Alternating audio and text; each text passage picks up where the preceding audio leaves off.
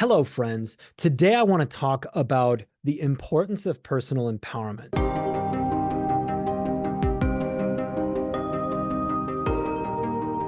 Now, women are often raised to be people pleasers. They're often raised in a way that makes them feel like being agreeable is one of the most important things that they can be. Something that's not recognized as well is that boys are often raised in the exact same way. And you have a small group of boys that end up being alphas and these sorts of different things in their lives and being business leaders, CEOs, and everything like that. But the vast majority of boys grow up with many of the same ideas that women do with regard to feeling like the best thing that they can do is go with the flow, not shake things up, constantly agree with everything that's going on around them. And I'm sure that there are people listening to this that go, you know what? Yeah, that's kind of me. Think about it this way. You are born, you get into a preschool program, you get into a school program, and the name of the game for a teacher is to try to control an ever expanding class size. 30 students, 35 students, 40 students, these sorts of things in any given public school. And so the name of the game has to be everybody becomes obedient. And at home, oftentimes parents parent that way as well, where saying no, putting limits are really the thing that happens more often than why don't we go ahead and explore? It's nobody's fault. Everybody's busy, especially parents who don't always have the time to explore every single need that a child has. Suffice to say, what happens is that you grow up and you have been conditioned over years and years and years of time to go with the flow, to not create ripples, to simply be somebody that other people can count on to go with the flow. So, what does this do to your self concept? What does this do to you believing enough in yourself that you can accomplish the goals that you need to accomplish? Or does it feel more comfortable for you to find a job where you know the rules, where you show up on time to get to where you need to, and you end up living in your relationships this way, living in your job this way, and never really occupying the space in which you stand? So there comes to be this sense that when you truly occupy your place in the world and you tell people, no, that's a limit. No, I can't do this because of that. That you end up feeling like maybe you're overasserting yourself. Maybe you're a bad guy. No, it just simply means that you are standing in your space. What does that actually mean? It means that you don't owe it to everybody around you to just simply go along with everybody else's program. You deserve to be the man of the house. You deserve to be the woman of the house. You deserve to stand in your space and say, these things aren't okay with me. And as a matter of fact, I'm going to do this instead. You deserve that. And when you stand in your own space of power, it's not at the expense of anybody else. It is because you actually stand in knowing how important you are in a space, in your workspace, in your home space. And if it ends up with you on the bad end of some conflict, you need to stand your ground for what it is that you have values to believe in. Too many suffer from nice guy syndrome. This is not something that I made up. There's a wonderful book out there called No More Mr. Nice Guy.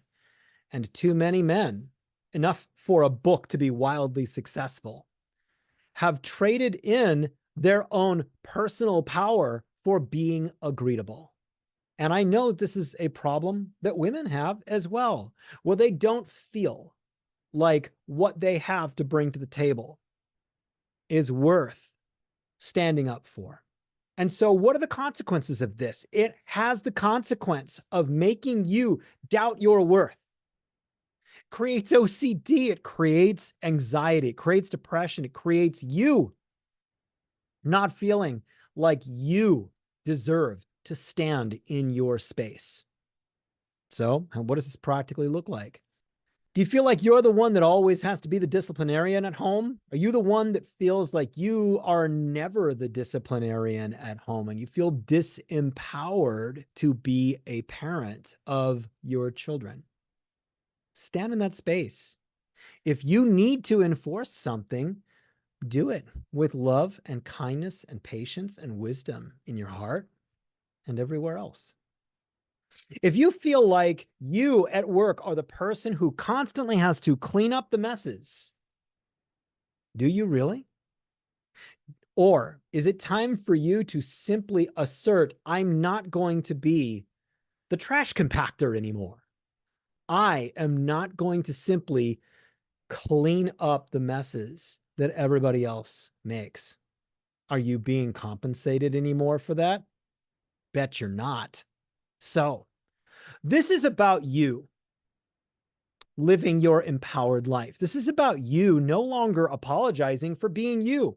Are you one of those people that apologizes when you have never, when you didn't do something? I'm sorry, but I'm sorry. Leading with I'm sorry. Why don't you try not doing that anymore? Because that is something that communicates you not being confident in you.